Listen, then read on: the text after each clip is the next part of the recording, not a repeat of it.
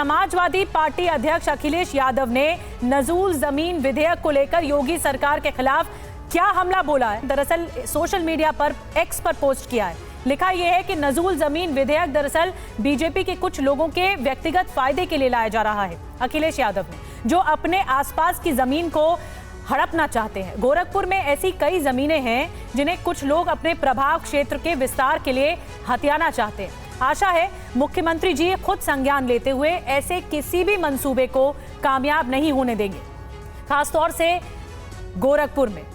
और इस बीच आपको बता दें कि संजय निषाद क्या कह रहे हैं इस विधेयक को लेकर, आपको सुनाते हैं।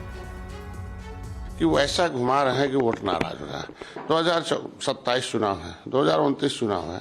हम किसी को उजाड़ेंगे तो क्या हमें निषाद पार्टी एनडीए को छोड़ेगा थोड़ी, वो भी वोट काहे को देगा। कि जो नजूल की भूमि पर कोई बड़ा आदमी बसा है तो जितना बसा है उसको भी छोड़ दिया जाए, जो खाली पड़ी हुई जमीन है उसे ले लिया। लेकिन जो भी जो है विडोड एंड नाइन है, जिसके पास केवल मकान है और थोड़ी सी दरवाजे पर जमीन है, तो वो उसको तो उसी किसी भी तरीके से किराए पर दे दिया जाए, उसे कुछ भी ले लिया जाए, उसे सहयोग लिया जाए भारत देश को चलाने के लिए। और आइए अब आपको ये बताते हैं कि उत्तर प्रदेश नजूल संपत्ति विधेयक में सरकार ने क्या क्या प्रावधान किए हैं। नए कानून के बाद अब नजूल की संपत्ति फ्री होल्ड नहीं होगी। जिन्होंने फ्री होल्ड के लिए पैसा जमा किया है उनका पैसा ब्याज समेत वापस किया जाएगा। नजूल की जमीनों को लेकर कोर्ट में चल रहे मामले कानून आने के बाद खत्म हो जाएंगे। डीएम चाहे तो किसी का पट्टा रिन्यू कर सकता है। कानून के तहत किसी गरीब को उजाड़ा नहीं जाएगा, न ही परेशान किया जाएगा। जिन्होंने फ्री होल्ड के लिए आवेदन किया है उनका 30 साल के लिए रिन्यूअल किया जाएगा। जिन पट्टा धारकों ने शर्तों का उल्लंघन नहीं किया उनका भी 30 साल के लिए रिन्यूअल किया जाएगा। इसके अलावा पुरानी जमीन की लीज का रिन्यूअल नहीं होगा। साथ ही ये किसी भी प्राइवेट संस्था या व्यक्ति को लीज पर नहीं दी जाएगी। हमारे साथ ये हमने आपको बताया कि बिल के तहत प्रावधान क्या क्या है। रोविंग एडिटर पंकज झा इस वक्त हमारे साथ और ज्यादा जानकारी के साथ जुड़ रहे हैं। पंकज, ये बहुत अजीबोगरीब स्थिति हो गई है। पहले ध्वनि मत से पारित होता है और उसके बाद ठंडे बस्ते में चला जाता है विधेयक। क्या वजह है आखिर इसकी? और सरकार के विरोधी, सरकार के सहयोगी भी विरोध कर रहे हैं। ये बड़ा विवाद सामने आया है।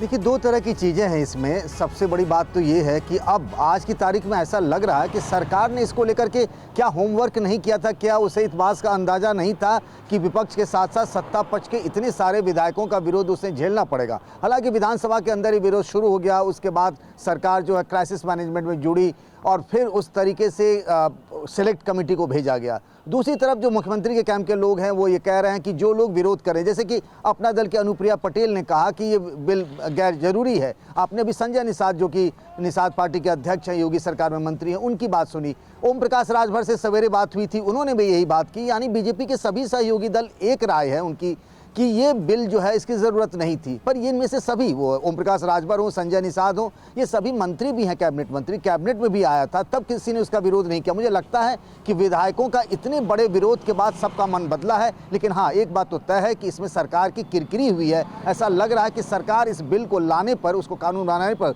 उतारू थी और विरोध के बाद उसे अपने फैसले से पीछे हटना पड़ा, यानी सरकार को यू टर्न लेना पड़ा। बड़ी बात आप कह रहे हैं पंकज जी, और इससे सवाल ये भी खड़ा होता है कि बिल लाने से पहले क्या सहयोगियों को कॉन्फिडेंस में नहीं लिया गया था। बहुत बहुत शुक्रिया आपका पंकज, ये जानकारी देने के लिए।